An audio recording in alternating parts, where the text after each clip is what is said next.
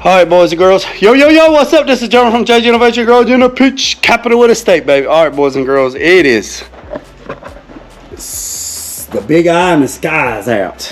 Alright, so let me see if I can set this up a little bit and show you some water sanding techniques. Okay. So just hold tight and I'll be right back.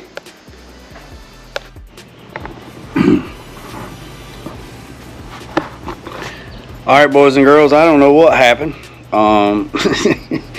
The camera, I guess it overheated or something, I guess. I'm not sure. It took me a minute to I looked down at it and it said 727, and I don't know how long it had been saying that, but nevertheless, I got everything unplugged, took it out of its case and whatnot, and I got about 13 minutes worth of footage on there, but nevertheless, I'm gonna show you what I got so far, and then you guys can just see what I got going on. So I apologize for the video just cutting off abruptly, but I'm gonna kind of just recap on what I got here. So basically what I'm showing you is the difference between water sanding with a linear block, a soft block. Okay, and this is on the deck hatch, or the hatch lid for this 85 GT coupe. I've already done the whole car. Well, I got a little odd. I still got to do this fender and the doors. But let me just turn this around and show you. So basically, what you're about to see in the video, so I'm not going to talk that much. I'm just going to show you. This is the guide coat that's left. This is the guide coat that's left, and this is the hatch. Okay. This is a sealer that the overspray was. So I've already done all this, and I've done most of all that, but this is what's left. And like I said, I'm just gonna kill it right here and just take you right on to the little process that I was showing you with the linear paper. And I appreciate you. I really do. Hit the subscribe button. Share it with your friends. There is a lot of content on social media, and this is how people network, and this is how people fellowship these days. You know, you don't hang out with people much anymore. So with YouTube and Facebook and TikTok and Snapchat, man, you can reach somebody in Bangladesh. You know, language is not a hinder for people to see things. So again, I'm gonna get off here. I'm gonna fade to what I was got going on. I appreciate you, I really do. Hit the subscribe button, hit the thumbs up, and make sure you comment. If you're watching a video, anybody's video, you know, give them a thumbs up and just tell them, hey man, you're doing a great job, because it really lets us know. It really lets us know that we're getting some type of feedback, whether it's positive or negative. That helps us, you know, so okay, well, I won't do that no more, so I don't waste your time, or I'm gonna do more of this. So again, I appreciate you. Hit the subscribe button, and remember what I say, boys and girls. Don't worry about the man up the road or down the road. Sweep off your own front porch while sweeping off anybody else's. Put God first, let loose and drag. Peace, love, and chick grease. I'm out. Alright, boys and girls, let me see if I can raise this up just a touch. Alright, so I don't know if you can see me. Alright, hold on a second. Let's just bear with me. Alright, so there's several different ways you can do this. Alright, I know some guys take and use rattle can black, just regular cheap Walmart gloss black. Then some guys use Sims guide coat. I've used that before. and also you have dry powder. All right, and a lot of people says, oh, you can't use dry powder when you're water sanding. You can also use, they also make white, and you can use white when you're doing dark colored cars like blues, anything other than white. You can guide coat the clear, and then you can water sand it, and the powder will stay there until all of your guide coat's gone. So if I start with 1,000, I guide coat it and I do 1,000, and then I guide coat it again and I do 1,200. Guide coat it again, do 1,500. You can keep using the guide coat, and what the guide coat's going to do, it's going to help you. It's going to help you look and find your 1,200 grit scratches, and the 1,500 is going to help you get them out so they're all gone. And then you just keep doing that process. A lot of guys don't use it, say they don't need to use it, and that's fine. If they don't want to use it, don't use it. But I'm going to show you. I'm going to show you right here. So that's some guide coat. All right. So now I'm going to turn the camera down just a little bit, and I'm going to show you what I got going on. Okay. All right. So two things, boys and girls. Two things. This is the paper that I'm using. This is the paper that I'm using. Okay. The paper that I'm using is this right here. It's linear block paper, and I'm using 500. Okay. Now, here's the next thing. This stuff comes on a roll like so. Okay. And it is thick. Okay. It is thick. All right. To get this cut, you have to take a pair of scissors or a razor blade. You can actually put this on the block in the water, and it'll stick. All right. But I'm going to show you two different ways. All right. So, I'm going to show you two different ways. All right. The first way is with 3M sponge. Some 3M sponge that I'm using. If you just hold tight, I'm looking for it. I think it's in the bucket. I got a bucket down here. Yep, it's in the bucket. All right. So this is what I'm using. All right. I'm using this squeegee. Part number is 05517. All right. It's wet or dry. All right. I have used these for decades. I use these at Petty's on all the SEMA builds. It is what it is. All right. So here it is. All right. You get your water bottle.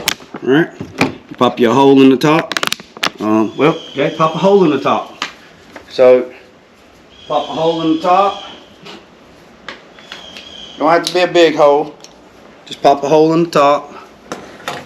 Right there. So, a little bit of water, like so. Okay. Also, put a little bit of soap, a little Dawn dishwashing liquid, or Joy, whatever you want to use, in your bucket. All right. We're just going to water sand, right?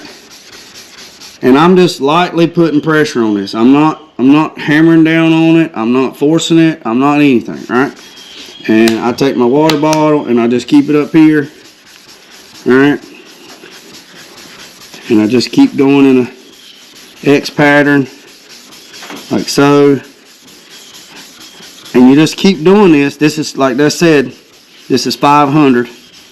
This is the grit that that Colton uses in his system. You use 4, 6. They use 5.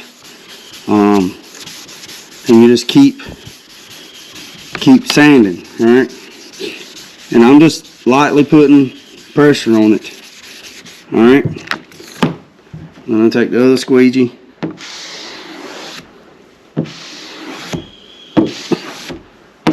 And then somebody's gonna say, well, that's all your fingerprints. That's the pressure on your fingerprints. No, it's not, because I'm not putting. I can do it flat palmed and have the same results. Okay. You just keep putting water on it. All right. And you just keep this up until all the guide coat's gone. Okay. Now I dry sand this whole car with 400. Now I'm going to water sand it with 5. Okay. All right. You can get you a sponge. Get you a sponge.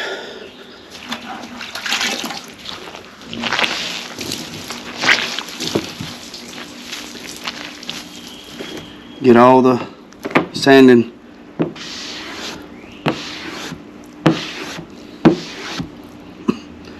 You just keep doing it. Alright?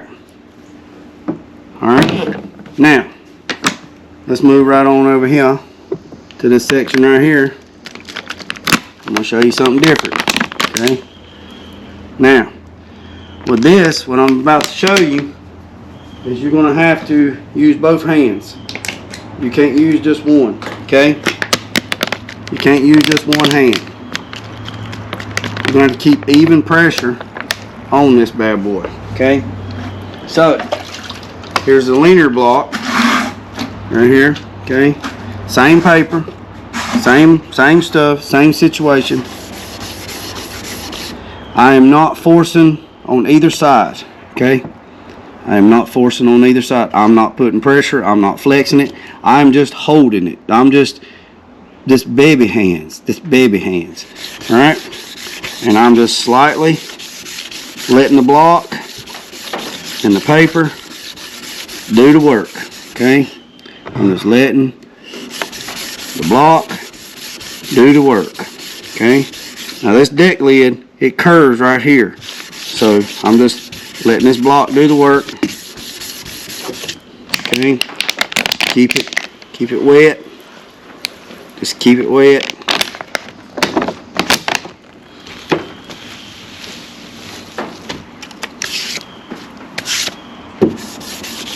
And you can hear it. Okay? You can hear it. I don't know if you can hear it on the camera, but you can hear it going switching back and forth. You can hear the you can hear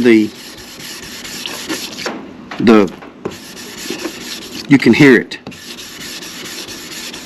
And if you get a piece of grit, like a piece of sand or a piece of trash in there, you'll hear it because it'll go and then you'll have a gouge and then you'll have to fix it. Okay? So you have to keep this stuff clean. Alright? Clean your water, put you one of them water traps in the bottom of your bucket. Because I mean basically what you're doing is you're sanding and you got debris. You know, that's why everything turns milky white. You know, if it was dry, it'd be dust. You know, you just keep blocking in an X pattern. You just keep going. Like I said, this is 500. You just keep blocking until all the guide coat's gone. When the guide coat's gone, she's flat. Well, she's flat. So that's a little quick 7-minute tutorial. I appreciate you. Make sure you hit the subscribe button. Show me some support. I assure you, I appreciate it 1,000%. I appreciate it. I seen the other night almost up to 1,000 followers, and that's good. That's humbling for a guy like me. I'm just a nobody. So I talked to a guy the other day, and he said, just post your daily stuff, man. Just everything you do, man. Just make it like a little TV show, man. Just post your stuff, man. Whatever you're doing, man. Just put on out there what you're doing. You know, just connect with people. You know, I'm just a good old boy now. You see my paper let go? Paper let go. So y'all hear Johnny? Reason why the paper let go is because I didn't get all the glue off the last time. But you can take and just, I'll fix it here directly. But what I'm saying is, you just, well, Jay, that's one way to do it. Just, you can hear it, and when the paper is just gliding across there, it's pretty much gone. It's pretty much flat. Like I say, I ain't even putting hardly no pressure on there. Alright. You can take the other one, you just squeeze everything off. Like I say, there's a lot of people got a lot of different techniques, but this is how I was taught. I've been fortunate enough to go to a lot of classes, a lot of PPG training. Went to Charlie Hutton's training class. Him and Jeff, they're some of the best in the business. You know, that's where I learned how to do what I'm doing. You know, I was self-taught for a long time, and I wanted to network and get educated, you know, why stuff does what it does. And I was fortunate enough to get a job at the college too, and teaching this. So I mean, that's pretty humbling when you get asked to teach, because you meet the criteria, you know, and you take a lot of PPG training classes and whatnot. And I've had some BSF training classes, because I worked at Petty's Garage and they sprayed BSF, or you know, so I'm fortunate. You know, you can't kick nobody if they're trying to learn. You know, if you see somebody doing something that you don't think entirely is right, or you're confused, ask them. You know, and get to talking about it. You know, and you get to networking, and you just might find out that you can learn something from somebody.